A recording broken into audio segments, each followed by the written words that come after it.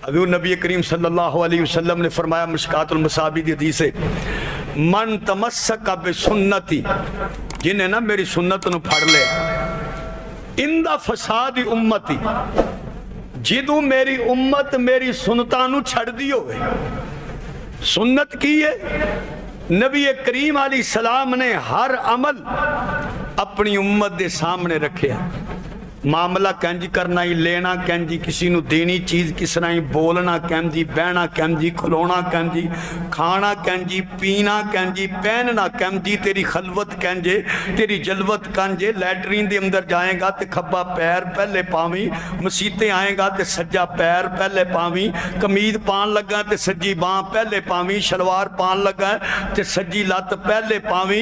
ये हजूर अलैहि सलाम ने मामलत मुआशरत नूं, लेन और देन नूं, तजारत नूं, नमाज पढ़नी है तो कंज, रोज़ा रखना ही तो कंज, ज़कात देनी है तो कंज, सदका करना ही तो कंज, कुर्बानी देनी है तो कंज, तेरा दिन कंज गुजरे, रात कंज गुजरे, बाजार के अंदर रवे, दुकानदारी तेरी कंज गुजरे। जेड़ा मेरी सुन्नत नूं जिंदा करेगा, जिदू लोग सुन्नतां नूं छड्ड चुके होणगे, आका फरमांदे ने उन्नू 100 शहीदां दा सवाब लभेगा। हजूर दी ताबेदारी, हजूर दी फरमा बरदारी, एक एक छोटा छोटा अमल। देखो ना, पानी पीना अक्सर तुसी सुनते रहते, पानी पीना। हजूर पानी तो हर बंदा भी, डंगर भी पींदा, मझ पींदी, सारे जानवर पींदे ने, इंसान भी पींदा। देखो फर्क तो है ना कुछ, इंसान दे पीन च ते जंगर दे पीन च। ते सरकार ने की फरमाया, आदाब जड़े ने पानी पीन दे, कि पानी जो पींदे हो तो सज्जे हाथ गिलास नूं फड़ो, बर्तन नूं फड़ो ते पानी नूं वेख के पीओ। कई बार इंज हुंदा उस गिलास के अंदर किसी ने शरबत बना के पीता हुंदा ते गिलास रख छड़िया हुंदा बगैर धोते।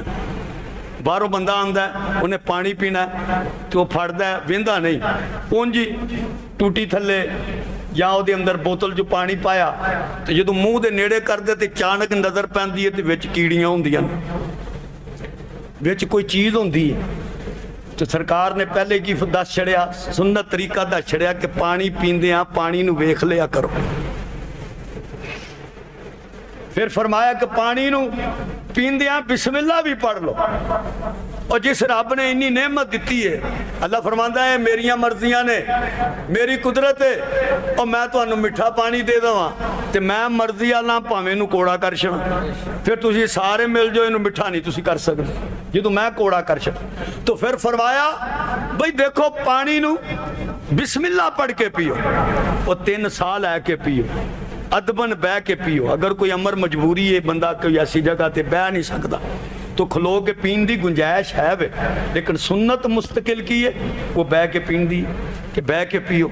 उन्हें एक बज़ाहिर छोटा जिहा अमल इंसान दा रोज़मर्रा दा अमल है, लेकिन अगर असी इस अमल नूं कर लईए, अपना लीए, अपनी आदत बना लीए तो पानी पीन ते पता नहीं कितना सवाब सानू मिलना है। 100 शहीदां दा सवाब तो मिल ही जाना ना सानू, सिर्फ पानी पीन ते। लैटरीन जाना तो हर एक बंदे का तकाजा है, बच्चा है, बूढ़ा है, जवान है, सब ने।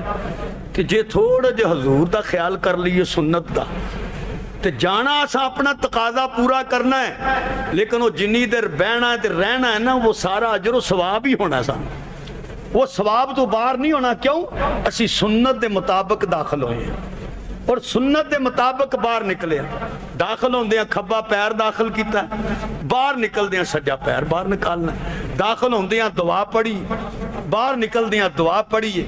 तो ये साडा अमल बज़ाहिर असी अपना तकाजा पूरा करन दे, लेकिन अल्लाह हजूर दी सुन्नत की बरकत नाल इहदे ते भी अजर सवाब अता करता है। तो कितनी बड़ी बात, कितनी कीमती चीज़ है हजूर दी सुन्नत सल्लल्लाहु अलैहि वसल्लम।